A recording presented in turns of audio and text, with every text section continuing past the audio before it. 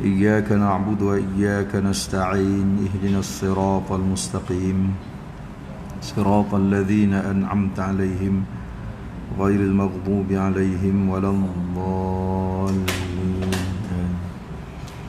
بسم الله الرحمن الرحيم. الحمد لله نحمده ونستعينه ونستهديه ونستغفره ونتوب إليه ونشهد أن لا إله إلا الله وحده لا شريك له له الملك وله الحمد يحيي ويميت وهو على كل شيء قدير. سبحانك لا علم لنا إلا ما علمتنا إنك أنت العليم الحكيم. ثم أما بعد. السلام عليكم ورحمة الله وبركاته. InsyaAllah kita menyambung lagi pengajian kitab hadis 40, kelebihan ilmu dan ulama. Hadis yang ke-21. Betul, bertanya itu anak kunci ilmu. An Ali radhiyallahu anhu anna an-nabiy sallallahu alaihi wasallam qala al-ilmu khazain wa miftahuha as-su'al fasalu yarhamkumullah fa innahu yu'jaru fihi arba'ah as-sa'ilu wal muallimu wal mustami'u wal muhibbu lahum. Akhrajahu Abu Naim fi Hilyatil Awliya. Artinya daripada Ali bin Abi Talib radhiyallahu anhu berkata, Rasulullah sallallahu alaihi wasallam bersabda, ilmu itu seperti gudang dan kuncinya adalah bertanya. Maka hendaklah kamu sering bertanya, semoga kamu diberi rahmat oleh Allah Ta'ala. Maka sesungguhnya dari satu pertanyaan itu diberi pahala akan 4 orang. Pertama, orang yang bertanya. Kedua, guru yang menjawab. Ketiga, orang yang mendengarkan jawapan itu. Keempat, orang yang cinta kepada mereka. Hadis riwayat Abu Nuaim. Baik, di dalam hadis ini ya, daripada Sayyidina Ali karramallahu wajhah, yang juga dikenali sebagai Babul Ilm. Ya, Sayyidina Ali ini antara para sahabat yang paling banyak ilmu, ya, paling tinggi ilmu. Ya. Ada yang mengatakan, walaupun ada yang mengatakan hadis Syiah dan sebagainya, ya, sebagaimana disebut bahawa ana khazainul ilm wa Ali babuha, ya, aku ini, kata Nabi, adalah khazanah ilmu, ya, dan Ali adalah pintunya. Ya, menunjukkan betapa Sayyidina Ali karramallahu wajhah ini adalah orang yang banyak menyimpan khazanah ilmu daripada Rasulullah. Disebabkan ya, Sayyidina Ali ini dia antara anak-anak kecil yang pertama beriman kepada Rasulullah. Ya, kurang lebih umur ketika itu Sayyidina Ali umur 5-6 tahun lah. Ya, membesar di rumah Nabi sallallahu alaihi wasallam. Ya, dipelihara oleh Nabi. Ibarat macam anak angkat jugalah, ya, Sayyidina Ali dengan Zaid bin Harithah ni. Ya, jadi Nabi sallallahu alaihi wasallam menjaga Sayyidina Ali sebagai balasan kepada Abu Talib yang menjaga baginda. Ya. Jadi masa kecil Abu Talib, pak saudara Nabi ni, jaga Nabi. Ya, jadi setelah Nabi berkahwin dengan Khadijah, Nabi ambil Sayyidina Ali, dia pula jaga. Sebagai timbal balas lah, ya, jasa bakti Abu Talib, ya, yang menjaga dia sejak kecil, ya, maka dia membalas jasa itu dengan memelihara Sayyidina Ali di rumah baginda sallallahu alaihi wasallam. Jadi apabila Sayyidina Ali membesar di rumah baginda Rasulullah SAW, jadi banyaklah ilmu, ya, yang diperoleh oleh Sayyidina Ali, sebab dia berada di dalam rumah Rasulullah. Dia tengok banyak benda, dia mendengar banyak hadis, ya. Maka dia mempelajari banyak hal-hal ilmu, ya, maka Sayyidina Ali memetik, ya, daripada hadis ini, ya, sebagai perawi, ya, periwayat yang pertama terhadap hadis ini, ya, bahawa al-ilmu khazainu, ya, bahawa ilmu ini adalah satu khazanah, ya. Macam kita masuk apa Tesco ke ataupun siapa yang pernah pergi IKEA kan, di Kuala Lumpur tu, di Kampung Pandan tu, ya, atau IKEA di Damansara ke, jadi kita masuk situ macam-macam ada kan, ya. Biasanya orang akan pergi bahagian bilik pameran dululah, ya, bilik tamu, bilik tidur, ya, ruang dapur kan, banyak dia punya tu. Kemudian kat bawah pula benda-benda aksesori yang macam-macam lah, pinggan, mangkuk, cawan, sudu, ya. Jadi ibarat kata ilmu itu seumpama khazanah macam IKEA tu lah, ya. Jadi kita nak kaut semua tak mampulah kan, takkan nak angkut semua set bahagian ruang tamu tu semua nak ambil, dia banyak display dia tu, ya. Untuk ruang tamu saja contohnya ada 30 display, takkan nak angkut semua kan. Mungkin yang display nombor 1 kita nak dia punya lemari je, ya. Nombor 2 nakkan rak TV dia, yang nombor 3 nakkan set sofa dia, macam itulah, ya. Jadi bila kita berkehendakkan kepada detail satu-satu tu, kono tanyalah kan. Kono tanya, kalau sekarang ni pakai internet tu kita browse lah, ya, tengok, ya, made in mana kan, mana kursi sofa kulit ke apa macam itulah. Jadi kita dalam teknologi sekarang ni kita tulis dekat yang ada gambar apa tu, kanta tu kan, search kan, mana tu macam bertanya lah tu, saya nak cari ni kan, bertanya, ya.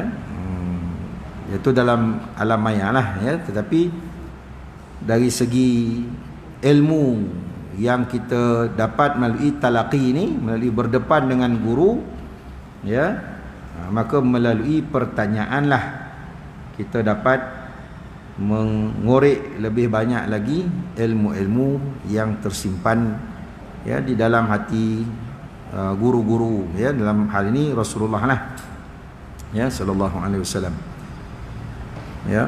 Tetapi bertanya itu sendiri ada juga jenis-jenisnya, ya. Bukan semua bentuk pertanyaan itu mahmudah, tidak semua, ya. Tidak semua bentuk persoalan itu dipuji.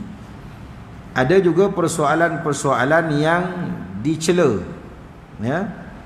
Walaupun hadis ini secara umum menyatakan bahawa bertanya itu anak kunci ilmu, tetapi persoalan yang ditanya itu sekiranya benar-benar ditanya oleh seorang yang jahil, yang mahu mendapatkan penjelasan tentang sesuatu perkara, ya, ini jenis yang pertama, soalan yang mahmudah, yang baik. Juga soalan yang baik, yang mahmudah juga, iaitu seseorang yang mengetahui akan jawapannya, dah tahu dah, ya, tetapi sengaja lagi ditanya kepada guru itu supaya jawapan itu memberi manfaat kepada orang banyak, ya. Orang yang turut hadir dalam majlis itu mungkin tidak mengetahuinya, maka dengan persoalan tadi dapat menambah ilmu orang-orang yang lain, ya. Walaupun dia sendiri dah tahu dah, dia tanya itu untuk orang lain, ya. Ini yang dimasukkan dalam hadis ni, ya. Mana jenis soalan yang pertama, si jahil bertanya kepada si alim tentang sesuatu penjelasan ilmu, maka si jahil mendapat ilmu, si alim mendapat pahala akibat daripada dia menjawab persoalan itu. Dan orang-orang lain yang mungkin dah tahu menambahkan lagi pengukuhan ilmunya, ya. Orang yang tukang dengar, ya, dan orang yang mana nguruskan minum makan kan, contohnya dia tak datang dalam kuliah tapi dia sibuk nguruskan air ke, ya, kerana nak jamukan orang-orang yang datang majlis ilmu, maka mereka juga turut mendapat mungkin dengar ujung-ujung telinga sambil-sambil tengah buat air ke, tengah setkan apa mi goreng apa kan, dia dengar ujung-ujung dapatlah juga sikit, ya.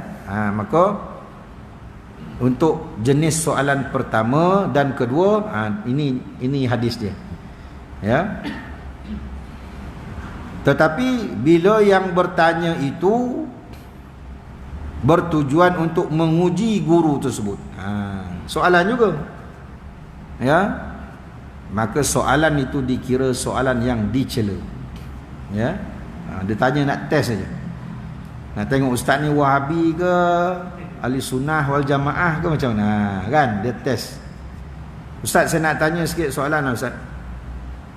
Allah Ta'ala ni dia di mana? Ya. Dia duduk di atas kursi ke apa? Saja soalan-soalan panas ditanya, kan. Jadi bila dijawab oleh guru tu, ini ustaz ni Wahabi ni, ya. Dia buat kesimpulan macam tu je. Ni soalan yang mazmumah, soalan yang jahat, ya. Dan kadang-kadang juga ada kalau surau masjid ke, kadang-kadang ni zaman dululah, zaman tengah panih-panih dululah, ya. Ya, dia tahu ustaz ni pun ustaz Persatuan Bola Pimpong, yang menjemput tu pun AJK Bola Pimpong, ya. Dia duduk depan, ustaz, saya nak tanya soalan, apa hukumnya kerajaan kita ni tak laksanakan hukum hudud? Dia tanya orang supaya dia bantailah geng-geng Kris Taming Sari yang ramai-ramai tu zaman dulu lah, kan. Geng Taming Sari ni maklumlah, kan, geng timbang kati ke apa, kan. Jadi dia tahu ustaz ni pun jenis membantai, kan. Jadi soalan tu ditanya tujuan nak dibantai semua geng-geng timbang kati dan juga Taming Sari ni, biar padan muka korang. Itu pun jahat. Walaupun benar jawapan itu benar, soalan itu benar, tetapi niatnya tidak benar. Niatnya memang sengaja nak dibakarkan, ya. Sedangkan orang ni dah datang masjid niat baik untuk mencari ilmu, untuk mewujudkan silaturahim, ya. Perselisihan kepartian ni besar juga, tetapi ukhuwah itu lebih besar, ya. Persaudaraan itu, kerjasama yang baik, perdamaian itu yang lebih besar berbanding kerja yang 5 tahun sekali ni, ya. Jangan atas sebab 5 tahun sekali punya hal bergaduh hari-hari. Nampak? Tunggulah 5 tahun seolah nak bergaduh pun, nak apa ngati katakan, nak mengempen ke apa tu, tunggu sok. Tapi tengah-tengah ni dalam keadaan kata genjatan senjata ke, perdamaian ke apa, kan, janganlah nak dinyala-nyalakan api tu, ya. Faham tak? Soalan tak salah, betul. Yang jawab pun betul. Tetapi niat yang bertanya itu salah, ya. Itu soalan gitu tidak baik, ya. Elok dijawab macam tu, semua bangkit. Oh, ingatkan ustaz ni belajar ilmu politik juga rupanya. So balik start motor balik, kan. Jadi siapa yang rugi, kan? Mungkin orang tu kata, saya niat baik, saya niat supaya ustaz tu terangkan betul-betul. Geng-geng ni semua karat, hati golap. Biar ada tahu sikit. Bukan begitu majlisnya, dengan ada cara hikmah, kan. Kena ada cara hikmah. Tak boleh ustaz tu first time datang ceramah terus nak dibantai, kan. Berilah ustaz tu 10 tahun ceramah, ya.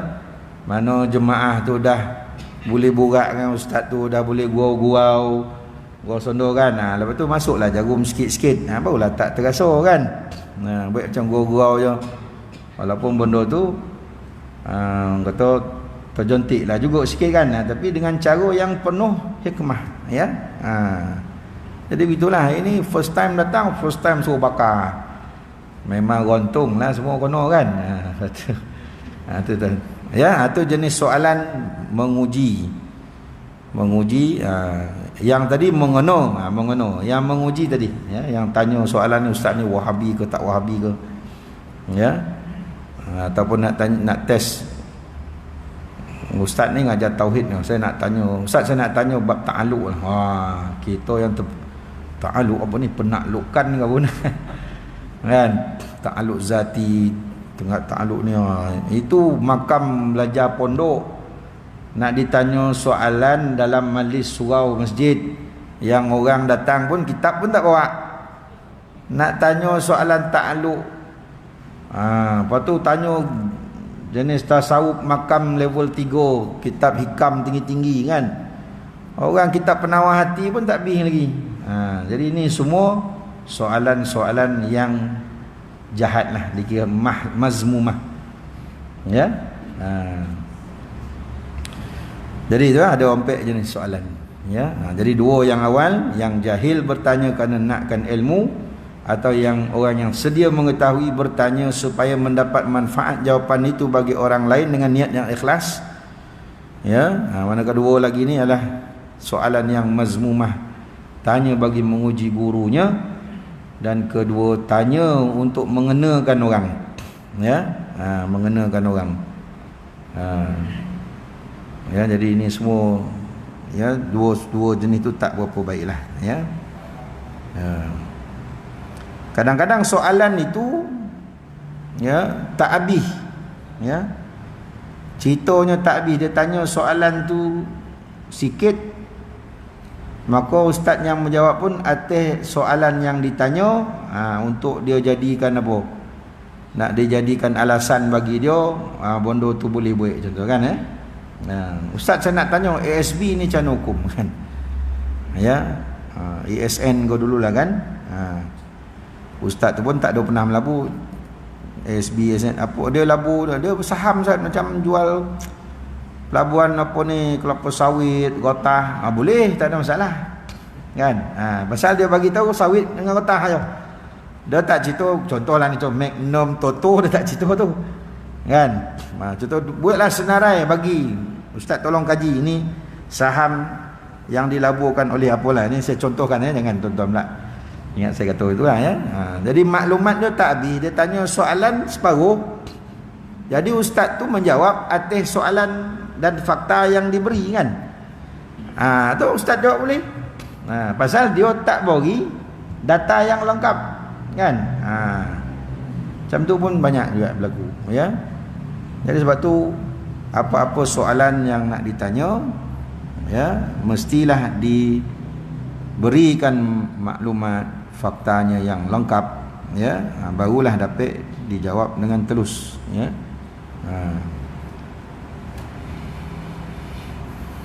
Baik, keterangan hadis, malu bertanya sesat jalan, dan bertanya itu anak kunci kepada gudang ilmu ya. Kadang-kadang macam kita tanya soalan, ustaz kita ni berwuduk kan ustaz ya, kenapa kita nak kena basuh muka lah, basuh tangan lah kan. Kita terkontut, kenapa tak dibasuh punggung je ustaz, kenapa nak dibasuh muka macam tu kan, contoh lah kan. Tanya ni soalan tanya betul ke main-main ni. Betul ustaz. Jadi saya nak jawab macam ni lah. Kalau kita kontut, malu kat mana? Kat punggung kan kat muka. Kalau pret, malu kat mana? Kat muka. Itulah pasal basuh muka, kita tak basuh punggung. Nanti kita jawab main-main lah tu. Jadi dia kerana soalan tu tanya kita kenapa ni? Jadi kita tanya tu pasal nak tahu apa rahsia di sebalik wuduk tu kan. Kita tahu ustaz ni mungkin dia ada baca lah buku-buku saintifik sikit ke kan. Jadi uraikan sebenarnya tuan-tuan, kita berwuduk ni tujuannya adalah untuk membasuh ni bulu roma pada tubuh kita ni. Ya, pasal bulu roma kita ni adalah macam antena, macam pokok kan ada daun. Daun tu kerja tangkap cahaya matahari. Kan? Jadi kita ni bulu roma tu umpama daun lah, tangkap cahaya matahari, dia charge badan kita. Ya, macam solar lah, solar panel kan. Kono cahaya matahari dapat charger, datang tenaga, boleh nyala lampu. Kita yang boleh berjalan bergerak ni apa ni, punca dia sumber tenaga, salah satu daripada matahari. Sebab tu kita anak-anak kecil dulu kono kuning jomur kek matahari, lepas 3-4 hari elok kuning itu kan, hilang dia kuning. Pasal apa? Dia charge badan dia tu. Suruh buang benda-benda yang kurang atau naikkan tenaga dia. Pasal dia kono kuning ni omaknya susu tak cukup lagi. Ya, ialah anak pertama. Susu tu apa ni, dia punya payudara tu belum, kilang itu belum aktif lagi. Jadi sebab tu dia kuning. Jadi sebab tu jomur matahari dapat vitamin D, meningkatkan tenaga dia. Jadi sebab tu kita berwuduk nak serap cahaya matahari dengan izin Allah. Sebab tu anggota wuduk yang terdedah dengan matahari, muka, tangan sampai siku, sebahagian kepala, telinga, kaki pun sampai buku lali. Sebab itulah kawasan yang biasa terdedah dengan matahari. Contohlah kan. Oh, itu punca lah. Asal nak tanya bab wuduk kita menjangkaukan, ustaz tu jawab, ini adalah hadis Nabi, Nabi ajar macam tu kan. Kita ambil wuduk, Quran pun kata bila nak semayang, ya, faghsilu wujuhakum wa aydiyakum ilal marafiq kan. Dia ulang daripada ayat Quran apa semua. Kita ingatkan dia nak jawab macam tu, ya. Rupanya dia hurai bab saintifik. Maka dapat tak faedah? Kan? Kita beranggapan soalan biasa-biasa je. Orang yang tengok pun, ya Allah, soalan naik semayang tanya apa lah, berapa lama hidup pencen dah nak mati dah buat tanya semayang kan. Jadi orang dia sebelah tu dah siku, kau ni biarlah tanya soalan anda sikit, soalan naik semayang kau dah nak mampu dah ni tanya semayang, apa hal kau ni kan. Tapi bila dijawab oleh ustaz itu, weh baguslah soalan kau tadi, dapat ilmu baru kan. Contoh kan. Jadi nampak ya, dengan bertanya soalan itu, takut-takut ada ilmu-ilmu lain ya yang tersembunyi, yang tak pernah kita dengar diceritakan kan. Macam bab Maulidur Rasul juga, memang tajuk semua sama, tapi mungkin kita jemput ustaz ni tajuk dia apa ni, rahsia di sebalik ya apa ni Maulidur Rasul kan. Maka bila diceritakan, oh dapat lagi cerita baru kan. Apa yang berlaku kepada Nabi masa kecil, berapa orang yang datang ya nak menyusukan dia ya. Bagaimana Rasulullah walaupun masih lagi bayi ya, bila dia menyusu kepada apa ni Halimatus Sa'diyah tu kan. Halimatus Sa'diyah tu dah tak ada susu. Bila dia minum aja langsung banyak susu dia, tapi minum sebelah aja. Ya, bagi belah kanan dia minum, pusing belah kiri dia tak nak. Bagi belah kanan dia minum, bagi belah kiri tak nak kan. Rupanya dia kasihankan kepada saudara susunya yang seorang lagi pun nak menyusu juga. Kalau dia telan dua-dua, yang seorang lagi nak minum apa? Maknanya daripada bayi lagi dia dah berlaku adil. Dia tak minum dua-dua sekali, dia minum sebelah aja, pasal mengingatkan saudara susuannya yang belum minum lagi. Nampak kita dengar, oi, ada lagi cerita baru kan. Tu yang ceritanya ilmu ni macam gudang lah kan. Sebab tu walaupun benda yang sama berulang-ulang, tapi ada lagi ilmu-ilmu baru yang akan keluar, yang akan menambahkan lagi ya kepada kita ya hal-hal yang banyak yang kita tak ketahui. Maklumlah kan, ilmu Allah ni macam laut kan. Seluas lautan ilmu Allah tu, yang ada kayak ustaz-ustaz kita ni ya, macam itulah jarum celup dalam laut kan. Apa yang melokek kat jarum itulah banyak ilmu sedangkan selautan itu ilmu Allah semua ya. Sebab tu jangan berpuas hatilah dengan satu-satu ilmu itu. Maka tanya ya. Contohnya kita semayang kan, tanya apa semayang kan, itulah kenapa kita rukuk, kenapa kita tawaf, kenapa kita ni kan. Kalau ada lebih sikit ilmu tu, dapatlah kat kita kan. Contohnya macam ilmu tasawuf, kenapa kita nak kena belajar ilmu tasawuf ni ustaz? Bukan ilmu tasawuf ni ilmu sosek ke? Oi, apalah ilmu sosek pula. Ilmu tasawuf ni ilmu membersihkan hati, mengelokkan jantung ya. Sebenarnya ilmu tasawuf ni ilmu jantung kan. Ilmu jantung. Kan Nabi kata ala fil jasadi mudghah, ketahuilah bahawa pada jasad kamu ada seketul daging kan.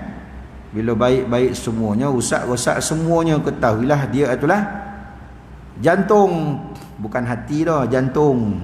Kan. Jadi orang nak tanya mutasawuf, dapat dah ilmu. Oh, rupanya bukan hati, jantung rupanya. Ya. Kita ni dah tersalah dan sekian lama sebut hati, rupanya bukan hati, jantung. Kan? Nabi kata ala wahyal qalb, ketahuilah bahawa daging itu adalah qalbun, iaitu jantung. Ya. Macam kita ambil bahasa orang putih lah kan, ya. You are always in my heart, kan? You are always in my heart. Engkau sentiasa di dalam jantungku. Heart tu jantung, bukan hati dah. Hati tu liver. You are always in my liver. Kalau nak kata engkau sentiasa dalam hatiku, kau nak cakap itu. You are always in my liver. Kan? Bila sebut you are always in my heart, kan bentuk heart tu kan macam jantung, kan? Contoh love tu kan, tu jantung lah tu. Kan bila gambar orang lelaki suka kat perempuan kan, gambar love tu kan dia dugup kan. Yang berdogup tu hati kau jantung. Jantung. Tu dah. Bukan hati dah. Kan? Macam orang kena heart attack lah, heart attack. Heart attack, serangan hati kau, serangan jantung. Serangan jantung. Kan? Bukan serangan hati dah, heart juga. Tapi tadi heart, hati. Kejap lagi kena serangan heart attack, ni serangan jantung.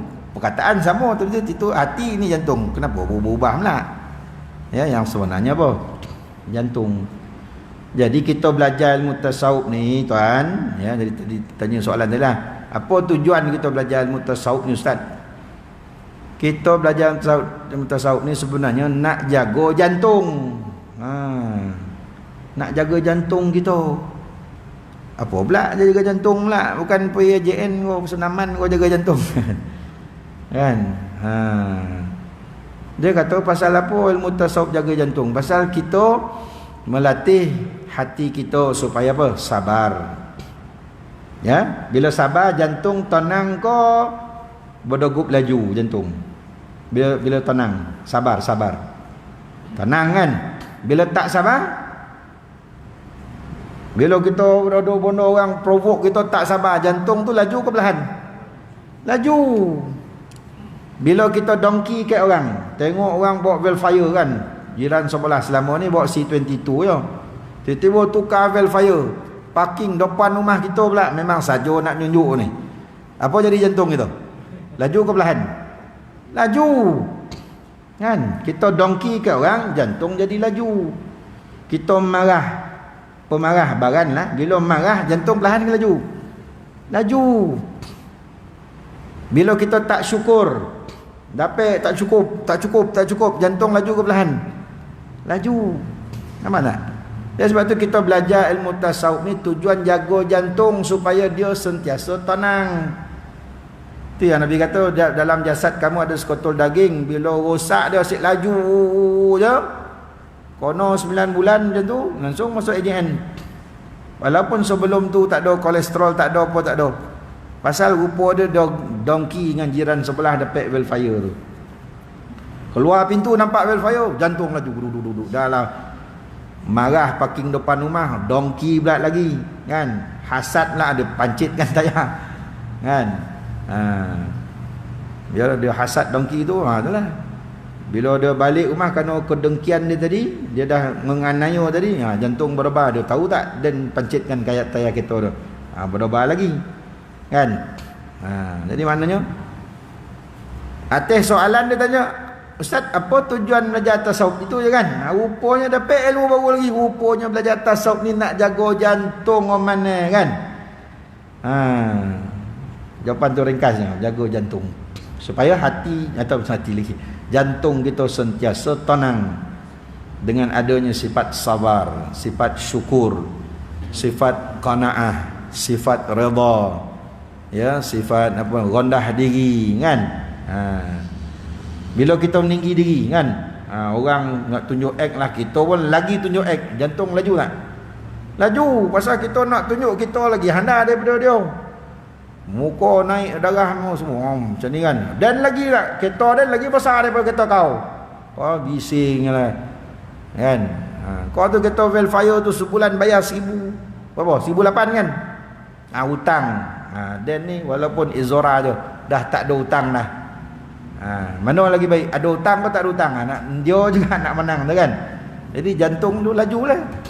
Pasal nak tunjuk kat kita lagi hendak kan, contoh. Jadi begitulah ya. Jadi soalan simple je, tapi dapat ilmu baru kan. Tapi ada adab-adab bertanya ya. Bertanya ni ada adab-adab dia. Kalau ikutkan yang sebenarnya kono guru tu mengizinkan soalan ditanya baru dia bertanya. Ya. Ada apa-apa soalan, barulah tanya. Kalau sampai sudah kuliah tu tak ada buka soalan, ustaz ni tak ada buka soalan pun, tak payahlah tanya. Memang dia saja tak nak tanya kan. Tak nak ditanya, tak nak ditanya kan. Ataupun perlu kita nak jumpa one to one, tak izin ustaz, tadi kuliah copet Nabi PKP ni kan, saya dah ada soalan nak tanya kan. Boleh jumpa kejap? Tak apa, jumpa kan. Lepas tu ya, jangan kita buat angkat tangan, ustaz saya nak tanya sikit lah ustaz, ni ada masalah bahasa ni, kita tajuk lain. Saya nak tanya sikit. Ya. Jadi begitu dikira kurang beradab ya. Melainkan kalau guru tu kata, kalau ada apa tengah saya ceramah ni, ada tuan-tuan nak tanya apa, boleh terus tanyalah ya. Itu kalau jenis kuliah 3-4 jam boleh lah macam tu. Kuliah 40 minit macam ni, satu soalan dia nak menjawab, kan sekarang tanya lagi kan. Ya. Ada kawan saya tu Ustaz Kamal nama kan. Ada ajar sekejap lah, betul. Ada apa soalan? Kau jawab berderet-deret tanya sampai 9.30 kan. Sampai 9.30 nak menjawab soalan. Yalah macam Ustaz Azhar Idrus tu kan, memanglah seronok. Ya, tanya soalan, tapi itulah soalan tu banyak mengarutnya kan. Nak buat lawak je kalau Ustaz Azhar Idrus lah kan. Banyak saja soalan nak ngono kan dia. Ya, tapi dia layannya lah kan. Tu tarikan dia kat situ. Ya. Tapi kita dengan guru-guru kita ni, kalau dia beri izin bertanya, tanya. Kalau tak bagi, minta izin kemudian kau lepas kuliah kau. Ya. Begitu pula para murid. Ada juga yang sesat tadi. Guru-guru yang mengajar mempunyai bermacam-macam cara. Ada yang serius, ada yang suka bergurau, ada yang mudah difahami kata-kata, ada yang susah nak dipaham. Itu masing-masing lah. Ya. Kalau yang jenis, yalah, jenis ustaz-ustaz yang atau yang mana menyampaikan kuliah itu secara santai, tak adalah kita nak tanya soalan dah kan. Kata istilah kata buat goli-goli telinga je lah. Seronok lah ustaz ni, lawak lah itulah kan. Balik-balik rumah, ceramah apa bang tadi? Maulid Rasul.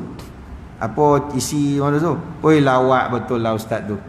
Daripada mula sampai tergalak je. Apa isi tu? Entahlah isi lupa, tapi lawak lah. Ada yang jenis macam tu. Laki balik cerita bawa lawak je. Bawa balik lawak tu, isi tak ada. Ada jenis macam tu ya. Ada yang jenis daripada awal serius je sampai lolap lah. Ya, kalau terlalu serius sangat kan. Sampai tertidur ya. Jadi ada macam-macam lah. Ya, ada setengah tu kitab-kitab tu tinggi pun lah. Sebab tu kadang-kadang di kuliah masjid surau ni kita ambil kitab level permulaan ya, ataupun level sederhana lah. Level tinggi tak boleh. Ni kira kitab ni kira level biasa ni, kitab ni. Nipis je kan.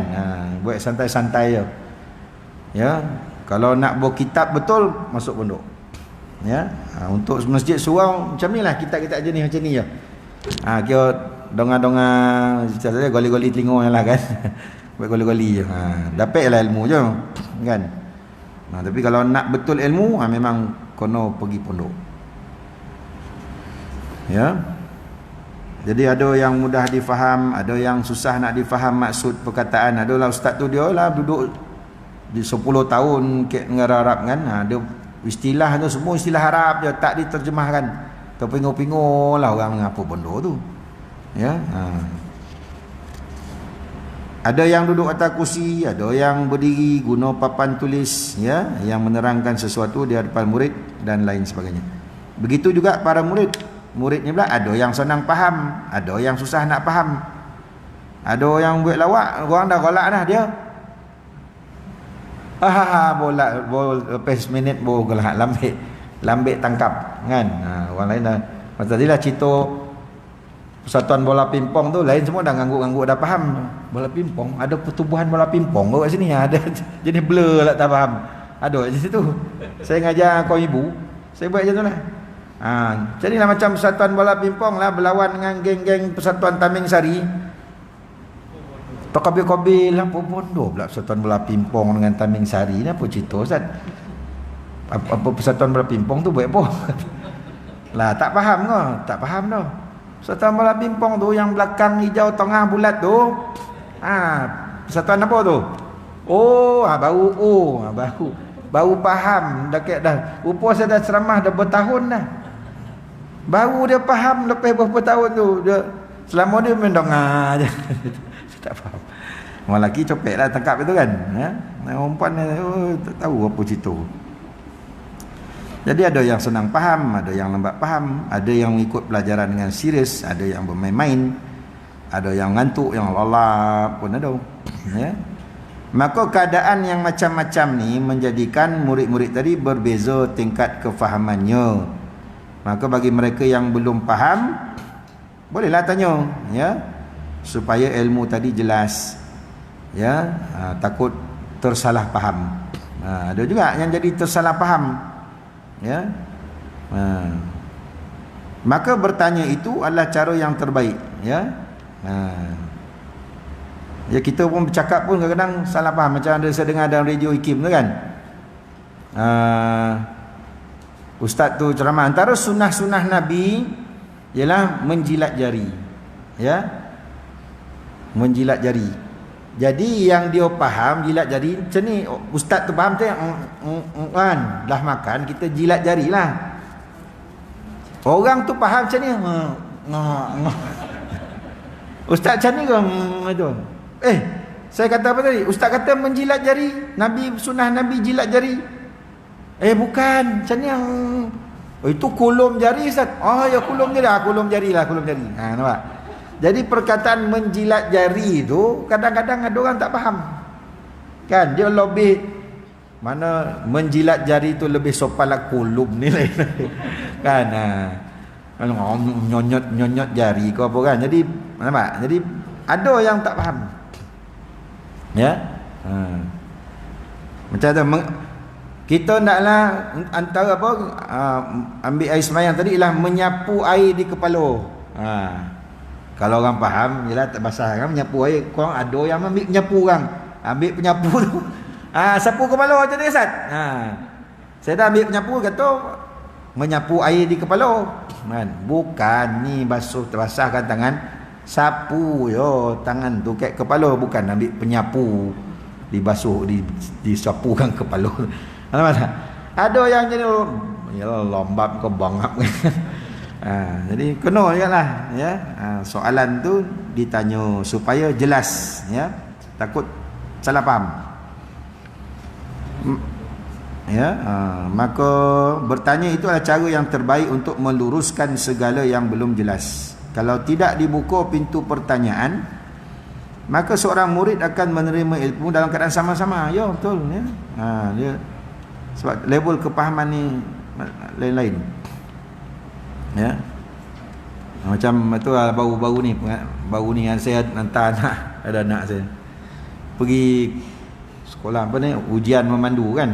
Dekat Ampangan tu ada relax tu. Naik ke atas. Ya. Sebab dia open hour kan, dia start pukul 8 sampai pukul 4. Masa tu dah pergi pukul so boleh dah. Hari Jumaat, nak semain Jumaat pukul so boleh. Jadi saya bagi tahu dia, nanti naik atas, ya. Saya maksudkan kalau dah selesai pendaftaran dan dah boleh ambil periksa, dah boleh masuk Dewan Periksa, bagi tahulah. Sebab saya tunggu kat bawah tu, takut ada kata kosong boleh dah tutup masa nak sembahyang Jumaat kan, contoh kan. Bolehlah saya tunggu terus balik. So bagi tahu dia nanti dah selesai, nanti telefon ya, mana selesai pendaftaran masuk. Saya tunggu kat 10 minit tak telefon pun kan. Rupa je faham dah selesai periksa nanti baru telefon. Mana lepas 1 jam lah, mana takkan nak menunggu 1 jam. Nampak tak? Jadi kita bagi arahan tu, kita nak mahamkan dia supaya dah selesai daftar call, bolehlah kita pergi kan, lepas sejam datang ambil. Tapi dia faham dah habis periksa baru call. Nak cerita tu lah kan. Kita kadang-kadang nak fahamkan lain, orang faham lain. Jadi tu memang perlu kadang-kadang diperjelaskan semula ya. Jadi bila salah faham tadi berakibat buruk kepada dirinya, anak muridnya yang diajar nanti ya, macam kes sahabat mati seorang kan zaman Nabi kan. Pasal tak faham, dia berhadas besar dalam peperangan kan. Jadi dia faham bila air tak ada ataupun bila kesejukan yang melampau, maka bertayamum ya. Jadi sekarang dia hadas besar, keadaan pun sejuk dan air pun tak ada, begitulah. Jadi dia kata kalau nak sembahyang, ambil wuduk, ganti tayamum, basuh muka, disapukan debu tu muka dengan tangan. Ya, jadi aku ni hadas besar. Ditakdirkan masa tu dia pun cedera, ada luka di kepala dia, besar luka. Kena pedang apa, luka lah. Maka dia tidur malam tu dia berhadas besar, tidur mimpi basah. Ya. Maka dia kiaskanlah kalau wuduk itu ganti tayamum, sapu muka dengan tangan. Jadi kalau hadas besar kena mandi tanah lah. Dia ambil pasir bubuh dalam baldi, dia curah pasir masuk ke luka tu, berlaku jangkitan, langsung mati. Maka sahabat mengadu kepada Rasulullah, wahai Rasulullah, seorang sahabat meninggal. Kenapa? Dia pergi tayamum, mandi wajib, mandi tanah tu tui. Astaghfirullahalazim. Kenapa tak tanya dulu lain kali. Dia buat putusan sendiri je. Sedangkan tayamum untuk hadas kecil ke hadas besar sama, iaitu tepuk sapu muka, tepuk sapu tangan.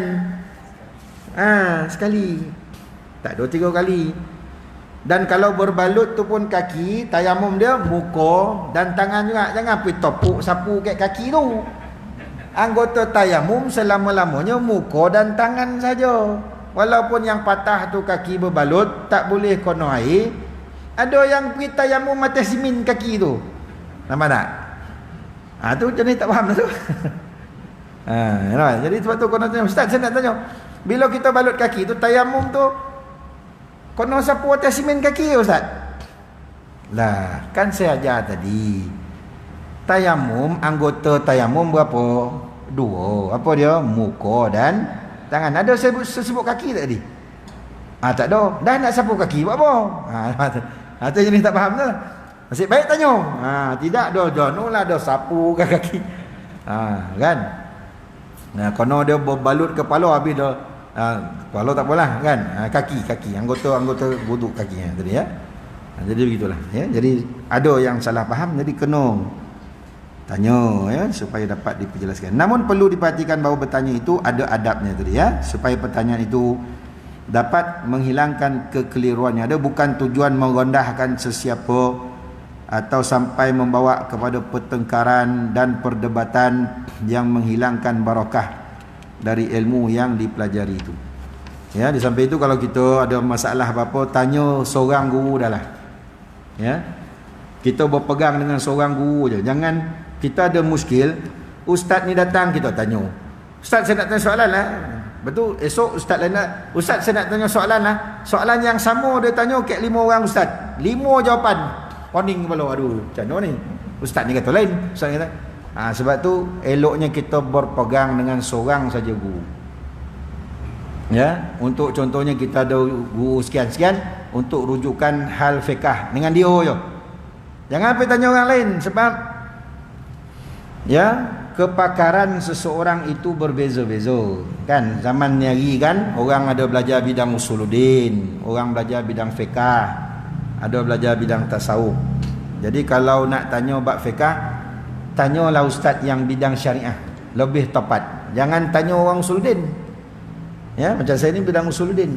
Tanya bab tauhid, tanya bab tafsir, boleh kat saya. Tapi kalau tanya bab fiqh, saya feel. Boleh tanya orang lain. Yang lebih detail, kan? Bab muamalat ko, bab faraid, tu lagi poning kepala. Itu pengkhususan bidang fiqh, bidang fiqh, ya. Kalau bab tasawuf, apa ni tadi, tauhid, akidah, tafsir, boleh. Contohlah kan. Jadi pilih, jangan tanya sembarang, dia akan jadi lain-lain jawapan lah. Itu pun pening. Ya, tadi. Cukup dengan seorangnya. Okey, cari ustaznya ni, ustaz pakar bidang ustaz. Bukan pakar ustaz, dulu belajar di Mesir bidang apa? Saya bidang syariah. Okey. Jadi simpanlah nombor untuk soalan syariah, inilah ustaz dia. Tanya. Kan? Ustaz dulu Mesir belajar usuluddin, bagian apa? Tafsir Quran. Oh, okey. Saya punya nombor ustaz. Contoh kan. Jadi barulah kono soalan tu. Ya. Ustaz dulu bidang apa ustaz? Saya bidang lughah, bidang bahasa Arab. Itu kira tanya bahasa Arab je lah. Jangan tanya hukum, jangan tanya fiqh, jangan tanya. Dia lagi satu goreng lah sok.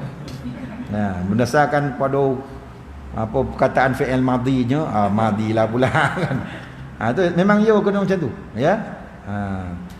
Bukan ustaz tu semua tahu tak. Ya. Bidang lah, ikut bidang. Ya, sebab tu pilihlah seorang yang betul dengan bidang dia. InsyaAllah kita akan dapat jawapan yang memuaskan. Ya. Cubalah sekat tu ya. InsyaAllah sambung lagi akan datang. Bismillahirrahmanirrahim. Subhanakallahumma hamdik asyhadu an la ilaha illa anta astaghfiruka. Bismillahirrahmanirrahim. Wal 'asri innal insana illa alladhina amanu wa 'amilus salihati wa tawassaw bil haqqi wa tawassaw bis sabr. Allahumma rzuqna imanan kamila warzuqna yaqinan sadiqa wa 'amalan mutaqabbala. Rabbana yassir wa la tu'assir ya karim tammim bil khair. Sallallahu alaihi wasallam. Alhamdulillah.